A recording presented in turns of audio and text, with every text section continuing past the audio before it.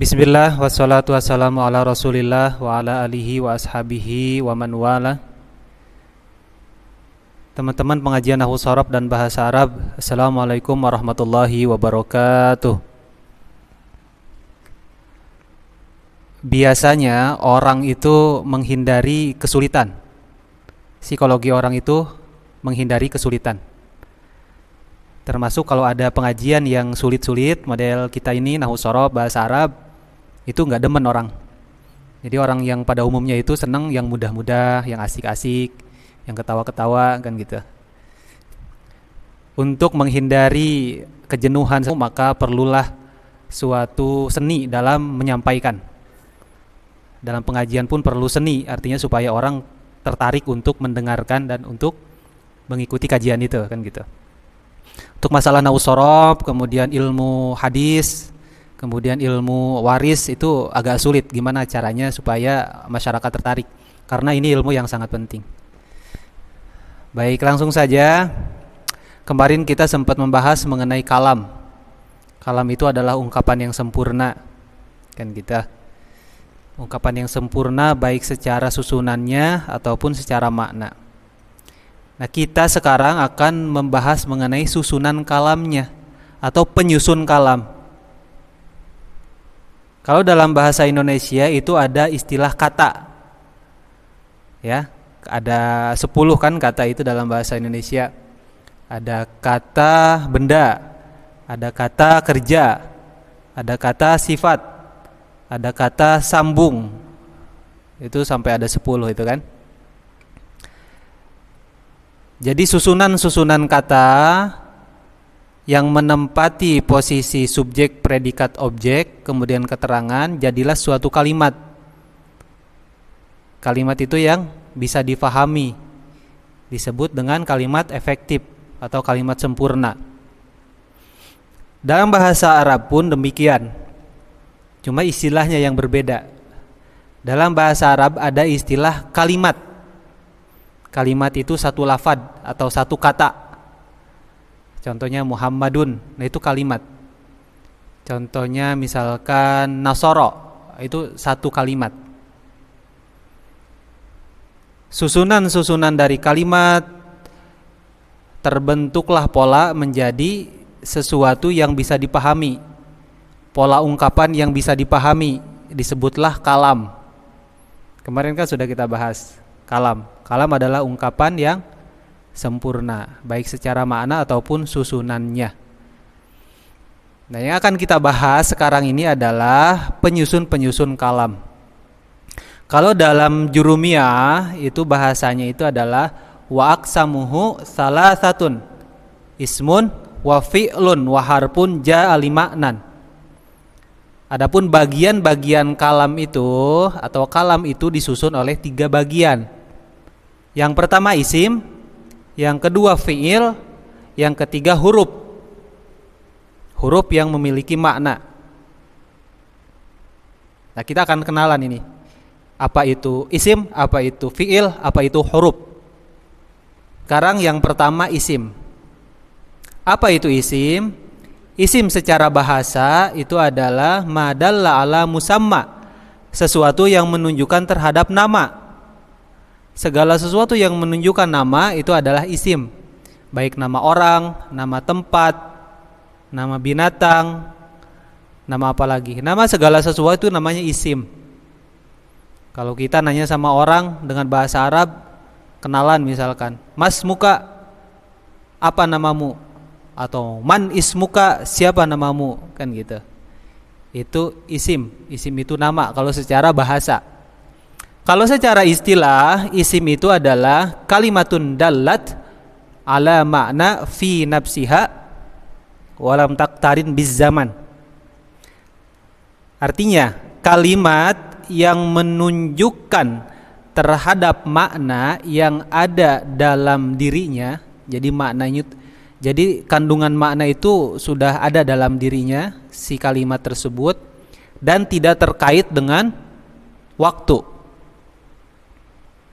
Contohnya Muhammadun, masjidun, madrasatun, qolan suwatun. maktabun, kitabun. Nah, itu ya. Itu namanya isim. Isim ini terbagi 3, atau isim ini ada 3 jenis. Yang pertama, isim dohir, isim yang menunjukkan terhadap sesuatu yang jelas. Dohir, segala sesuatu yang jelas maknanya, itu isim dohir namanya. Masjidun, nah itu isim dohir. Muhammadun, nama orang, itu isim dohir. Ma'un, air, nah itu isim dohir. Apalagi? Ya, yang termasuk isim dohir itu adalah semua nama yang menunjukkan makna yang jelas. Itu jenis isim yang pertama. Jenis isim yang kedua ada namanya isim domir. Isim domir itu adalah kata pengganti atau kalimat pengganti, yang mana dalam bahasa Arab itu isim domir jumlahnya ada 14. Mana yang 14? Huwa, huma, hum.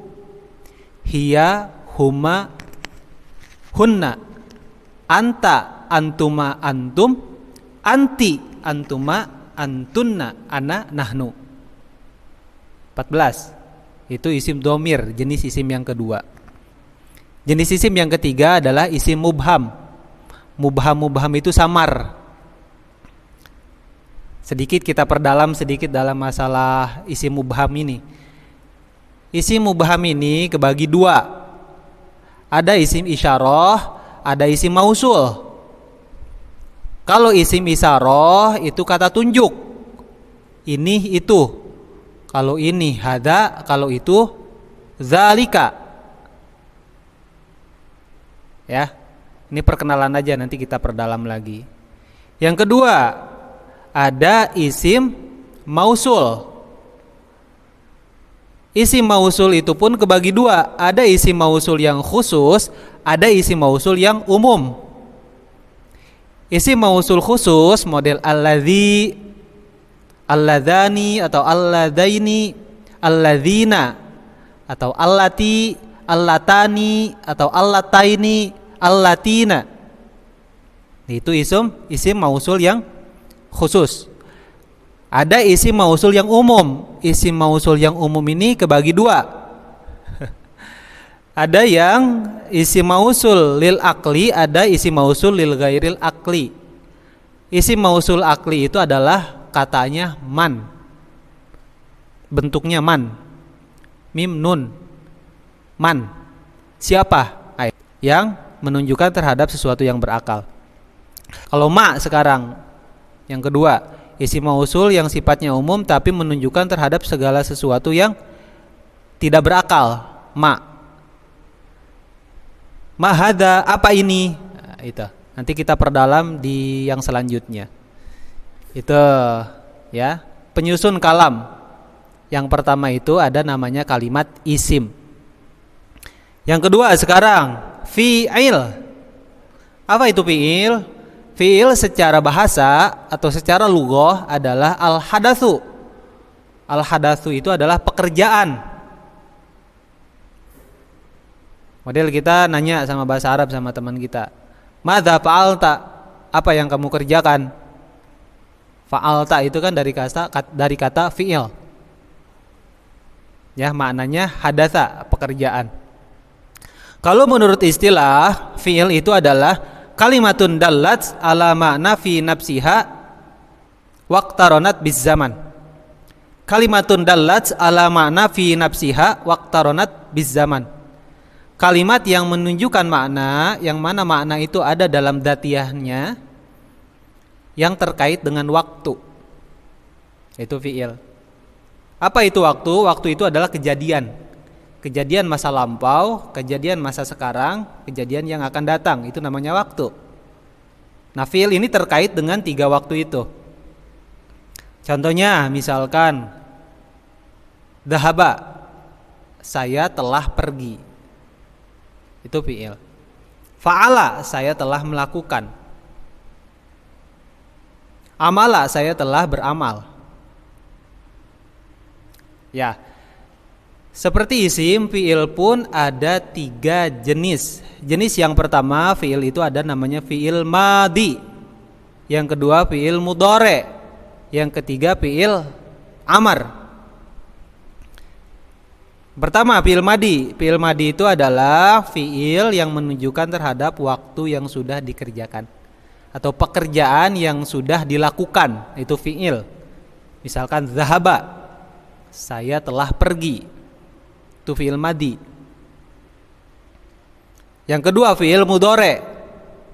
Fi'il mudhari ini ada 2. Ada yang menunjukkan terhadap hal itu adalah pekerjaan yang sedang dilakukan. Ada yang mustakbal. Mustakbal itu adalah pekerjaan yang akan dilakukan. Itu fi'il mudhari, kandungannya ada 2.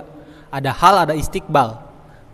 Misalkan yadhabu, itu maknanya bisa 2. Yadhabu, sedang pergi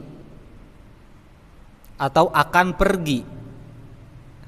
Itu bisa hal, sedang pergi, bisa mustakbal, akan pergi. Yadhabu. Jenis fi'il yang kedua fi'il mudhari. Jenis fi'il yang ketiga sekarang fi'il amar atau kata perintah. Contohnya idhab, pergilah. Kan ada tuh kan di surat apa? Idhab ila fir'auna innahu tagha. Pergilah hai Musa kepada Fir'aun, sesungguhnya dia sudah melampaui batas. Itu fi'il. Dah ya, fi'il beres ya. Sekarang huruf. Apa itu huruf? Huruf secara bahasa adalah at-tarfu. At-tarfu itu di ujung atau di tepian. At-tarfu. Kalau secara istilah, kalimatun dallat ala makna fi ghairiha. Kalimat yang menunjukkan terhadap makna, tapi makna itu bukan ada dalam dirinya, bukan ada dalam si huruf itu, tetapi makna itu adalah ditunjukkan terhadap sesuatu yang menempelinya. Contohnya fil masjidi, di dalam masjid. Fi itu tidak bermakna apa-apa kecuali kalau dia nempel dengan al-masjidi. Berarti kalau fi ditempeli dengan kalimat al-masjidi, itu fi itu sudah memiliki makna. Jadi kalimatun dalat ala makna fi ghairiha. Jadi untuk menunjukkan makna terhadap sesuatu selainnya atau kalimat selainnya. Ya, kalau fi doang tidak memiliki makna dia. Apa fi gitu? Fi itu bisa sebab, bisa di dalam, bisa apa aja kan, banyak nanti maknanya. Ya, itu huruf. Ini ada 3. Ada yang masuk, ada huruf itu yang bisa masuk terhadap isim, ada huruf yang bisa masuk terhadap fi'il. Contohnya hal. Misalkan hal qoma Zaidun, apakah Zaid berdiri? Nah, itu masuknya ke fi'il. Sekarang ke isim. Hal Zaidun qaimun, apakah yang berdiri itu Zaid? Nah, kan gitu. Bisa ke dalam fi'il, bisa ke dalam isim masuknya. Ada juga huruf yang khusus masuk hanya ke isim saja, tidak bisa ke fi'il. Contohnya harfu jar, harap untuk atau huruf untuk mengkasrohkan atau menjarkan kalimat isim. Ada min, ada fi, ada ila, ada ala, ada lam. Nah, itu kan. Ya. Ada juga yang ketiga sekarang, huruf yang khusus masuk terhadap fi'il, tidak bisa masuk ke dalam isim. Contohnya lam. Lam yalid. Lam itu tidak bisa masuk ke dalam isim. Itu ya. Nah, itu gambaran aja dari yang kita bahas sekarang. Jadi penyusun kalam itu ada 3. Ada kalimat isim, ada kalimat fi'il, ada kalimat huruf. Semua ungkapan bahasa Arab, baik Al-Quran ataupun hadis, itu jenisnya cuma 3 ini yang ada di dalam Quran, dalam hadis, dalam perkataan orang Arab. Penyusunnya cuma hanya 3 jenis ini aja. Isim, fi'il, huruf. Isim, fi'il, huruf. Contoh misalkan dalam Al-Quran surat Al-Ikhlas, surat ke-112 dalam Al-Quran. Ya, bismillahirrahmanirrahim.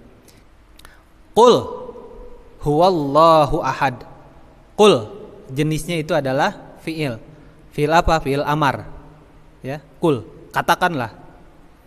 Huwa itu jenisnya adalah isim. Isim apa? Isim domir. Allahu adalah isim. Isim apa? Isim dohir. Kul huwallahu. Ahadun. Ahadun itu adalah jenisnya isim. Isim dohir. Itu ayat yang pertama. Ayat yang kedua sekarang. Allahus samad. Allahu jenisnya adalah isim, isim dohir. As-samadu jenisnya isim dohir. Ayat yang ketiga. Lam yalid wa lam yulad. Lam itu adalah huruf yang khusus masuk terhadap fiil. Mana fiilnya? Yalid.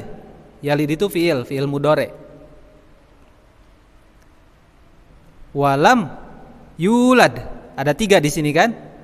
Ada wawu, ada lam, ada yulad. Wawunya adalah huruf ataf yang bisa masuk ke dalam isim, bisa masuk ke dalam fiil. Lam juga di sini ada. Nah, lam yang tadi adalah khusus masuk terhadap fiil. Fiilnya adalah yulad, fiil mudhari. Ayat keempat, walam yakullahu kufuwan ahad. Walam, wawunya huruf ataf, lamnya huruf jazm yang hanya masuk terhadap fiil. Fiilnya yakun itu fiil mudhari. Lahu, lamnya itu adalah lil milki, hu-nya itu adalah isim domir. Kufwan adalah isim dohir. Ahadun yang tadi adalah isim dohir juga, kan? Ayat-ayat dalam Al-Quran itu susunannya yang menyusun ayat-ayat Al-Quran itu isim, fiil, huruf. Ya, itu saja yang bisa kita sampaikan pada kesempatan kali ini. Terima kasih. Uhusikum wa nafsi bitaqwallah. Assalamualaikum warahmatullahi wabarakatuh.